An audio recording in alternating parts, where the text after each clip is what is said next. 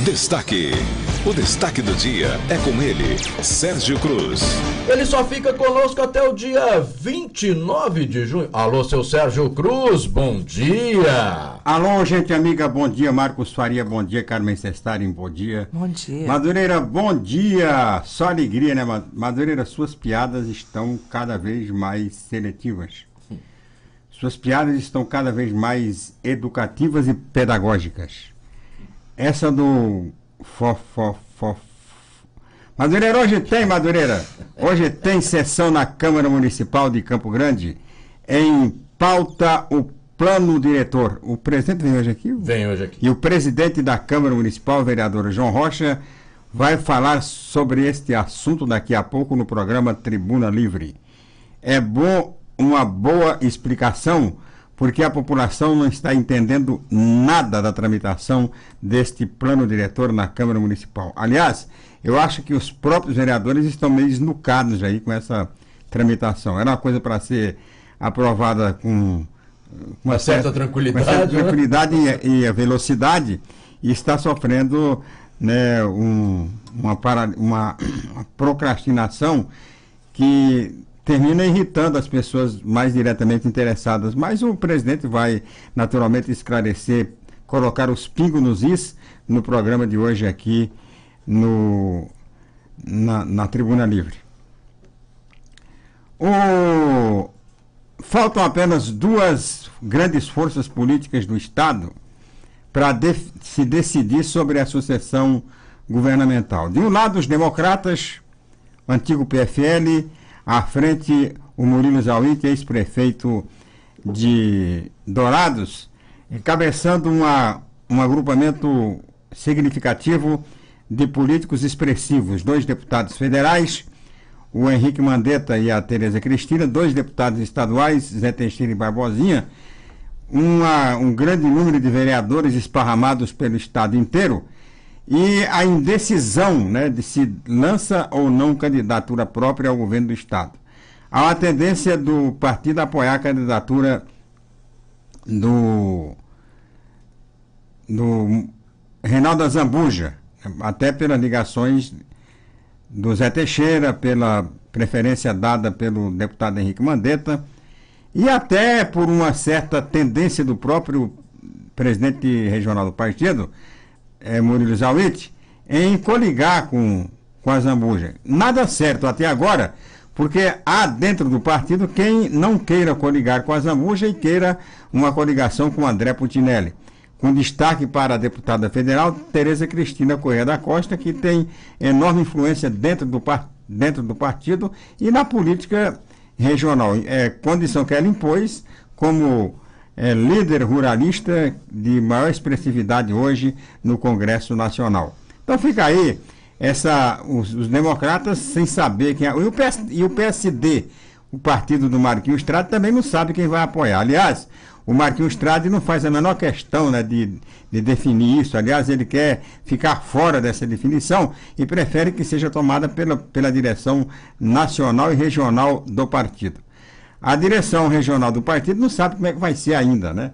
E quanto mais demora, mais vai dificultando, porque o partido tem que ter uma coligação na proporcional de deputado federal para garantir a eleição do Fábio Trade, porque se não tiver coligação, o partido sair com chapa pura para deputado federal, o Fábio Trade corre o risco de perder a eleição mais uma vez, com a votação expressiva que teve na eleição passada, que foi o 4º deputado federal mais votado e terminou perdendo a eleição. Então, para que não aconteça isso, é preciso que o partido tenha muita competência na hora de se articular na formação da chapa de deputado federal. Já que de deputado estadual está tranquilo, pode até sair com chapa pura, porque tem condições de eleger de 1 a 2 deputados estaduais. Cogitou-se, desde o início das articulações para a sucessão estadual, cogitou-se de uma candidatura própria do PSD. Candidatura que poderia ser tanto do Fábio Trade quanto do próprio Marquinhos Trade.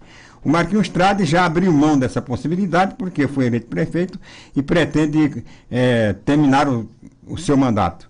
O Fábio Trade, a princípio, se naquela ocasião, tivesse decidido ser o candidato a governador, talvez tivesse impedido o lançamento da terceira via do juiz Odilon de Oliveira. Não fez, né? Nessa questão de terceira via, como chegar cedo na fonte. Quem chega primeiro bebe água limpa. O resto fica esperando. Foi o caso do Ayash, que também demorou para tomar a decisão para ser candidato ao governo e terminou perdendo o trem da história. E resta ao Fábio Tradi hoje essa possibilidade de ser candidato a deputado federal. Muito difícil de construir a essa altura dos acontecimentos. Estou vendo no jornal hoje a possibilidade dele vir a ser candidato a governador. Acho muito difícil construir uma candidatura faltando 2, 3, 4 meses para a eleição, às vésperas da convenção. Extremamente difícil essa. Aliás, é uma colocação que o partido faz, que o Fábio Tradi sairia candidato ao governo do Estado, caso um dos 3 candidatos favoritos aí pelas pesquisas desistisse da candidatura. Não vejo nenhuma possibilidade, nem do Reinaldo Azambuja. Aliás, o Reinaldo Azambuja nunca cogitou essa possibilidade de não ser candidato. Nem do André Putinelli, que esteve aqui no programa e reafirmou essa condição de candidatura, e do próprio Odilon de Oliveira, que o pessoal por muito tempo duvidou da candidatura, ele nunca teve dúvida e sempre reafirmou essa possibilidade. Então, fica difícil a essa altura, não só para o PSD, mas também para os democratas, uma quarta candidatura competitiva para o governo do Estado. Extremamente difícil. Destaque internacional. Olha! O Trump suspendeu o decreto que separava filhos de pais na questão da migração. Então agora...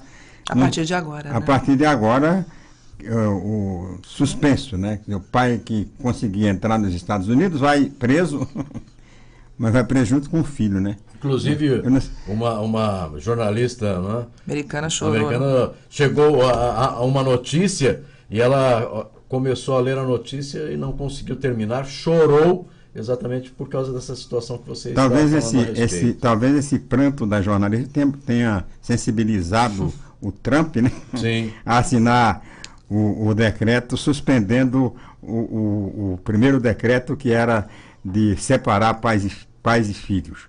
Um absurdo, né? Coisa que não aconteceu nem mesmo no Terceiro Reich, nem mesmo no Hitler, né? Que prendeu os judeus, mas ele prendia pai e filho, né? E prendia todo mundo junto, ia todo mundo para a câmara de gás, né? Mas morria junto, mas não separava. E o Trump resolveu essa pataquada aí, essa lambança de separar, e terminou se dando muito mal, né? Quer dizer, houve um revés na condução da sua própria política de imigração. Cada país tem o direito de ter sua política. Agora a gente vive hoje o Trump está indo contra a própria conjuntura, né? Que hoje a conjuntura hoje é de se aceitar migração e acabar, inclusive, com esse negócio de migração clandestina, né? Pode-se impedir a migração clandestina, mas abrir o país para essas migrações aí que estão vindo principalmente da Europa e da África. Nós aqui no Brasil temos recebido aqui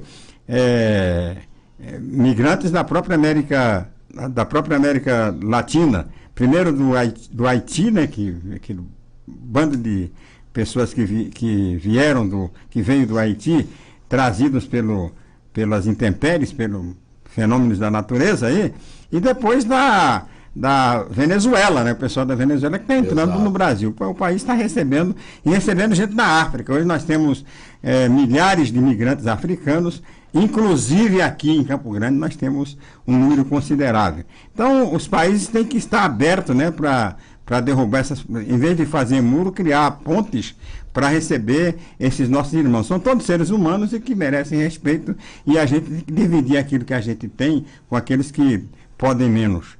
Pelo menos uma política que eu acho que poderia ser correta lá nos Estados Unidos. Os Estados Unidos, mais que a Alemanha, né, que é o país que tem recebido tanto migrante, principalmente da Europa e da África, muito mais que a Alemanha, que a Inglaterra, os Estados Unidos têm muito mais condições de receber, porque tem muito mais dinheiro, tem muito mais consistência econômica para atender. Agora, essa política de ódio.